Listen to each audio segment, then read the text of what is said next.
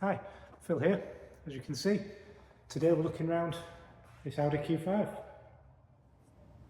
So we'll have a walk around the exterior, we'll have a look inside, we'll look at some of the features, we'll look at the condition, and we'll look at the service history as well. Really popular as family cars is. This is, of course, the S-Line model. You're going to get LED lights as standard. You see by the badge on the front, Quattro badge. You get Audi's all-wheel drive system, ideal for this time of year. A few optional extras on this car. So we have the Navarre blue metallic paint. We've also got 20-inch alloy wheels.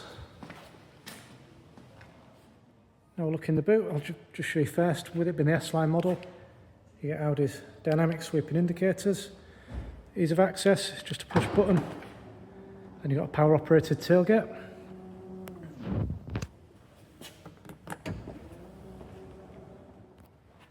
Now to the interior. You've got what everyone wants, it's the virtual cockpit. We'll have a closer look at that in a second. Just want to spin around to show. You get the black, part leather, part Alcantara sports seats. So the view from the driver's seat. I'm going to look at the virtual cockpit in a second. I just want to show you the central entertainment system first. So I've got it set up on Apple CarPlay at the moment, but you might notice if you've been looking around the Q5s, this does have a slightly wider screen. That's because it's got the technology package, so really desirable bit of kit. It also means you get the larger touchpad, so anytime you see this, you've got the technology pack basically. Apple CarPlay standard across the Q5s. I've got that set up at the moment, has all the apps you'd want to use. You can just simply press a button to get back to the Audi system. As standard on here, you're going to get satellite navigation, DAB radio, Bluetooth connectivity, all the usual bits. Now your virtual cockpit, that's controlled just by these buttons on here. So I can minimise and maximise the speedometer. That will of course have your satellite navigation. You can look at usual bits for fuel economy, you can make phone calls, change the radio, all just by pushing the button on the steering wheel there. And I'll show you mileage as of today, 76,484. So back outside, we're going to look at the condition. We'll start at the front here and we'll just have a walk round until we get back to this side. There's probably a couple of stone chips that have been touched in at the front, but condition wise I think that is pretty much all we've got to write home about. It's in really good condition. So we'll have a closer look. If I see anything as we go, I'll point it out. I know the alloy wheels are unmarked. I can't see any scratches through the paint as I look down the car. Can't see any dents.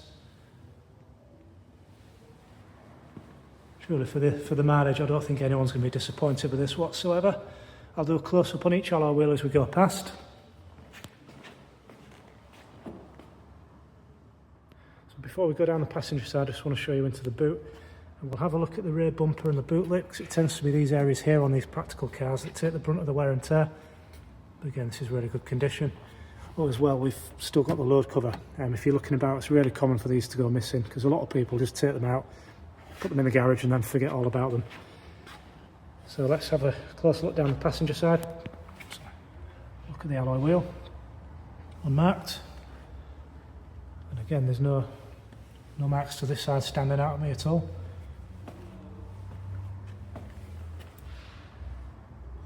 No marks to that wheel either. Also can't see any chips to the windscreen. Okay, looking at the condition of the interior. We're in luck, it's not the black edition, so you don't get the gloss black trims, it's got the brushed aluminium. It is quite common for these to pick up little dinks. There's nothing excessive on there at all. I can't see any scratches to the screen. Sometimes you can get faded bits on here, but as you'll see with a close-up, all's looking good. I'll spin round. Here's condition of the seats. There is no obvious sign of wear and tear. There's no sort of marks on the leather from what I can see, other than what you'd expect. And obviously it's the driver's seat that's going to take the brunt of it, if anything. So your wireless charge pad still intact. Now to the rear of the car, you can sometimes get scuff marks on these because these are really common as family cars. People do have child seats in. See, these are in good condition. I appreciate the lighting's not great here, but you might see that on the photos on the advert. Again, can't see any obvious marks to the rear seats. Okay, so we're going to look at the service history. Everything is logged on the Audi database, so this was printed off for us by Audi in Hull, but you can check this at your local Audi dealership. They've got access to all of this. It does show as there's a live service plan and a live warranty. So the warranty and the roadside assistance runs until 18th of July 25, but they tell me the service plan, that's been used. They paid for so many services and the previous customers used them. But this is all the visits the car has had at the Audi network. So the last service there was done just last year, just a few thousand miles ago. By the time you watch this, we will have done a service as well. So early February 25, it's just been serviced. And before that, sorry, I'm all thumbs. It's also had these visits to the Audi dealerships. So very well looked after. So there we go, that is the Audi Q5. If you think I've missed anything out, anything you think I've glossed over, just leave us a comment, send me a message, and of course there are more details about the car on our website, which is thecarhouse.co.uk.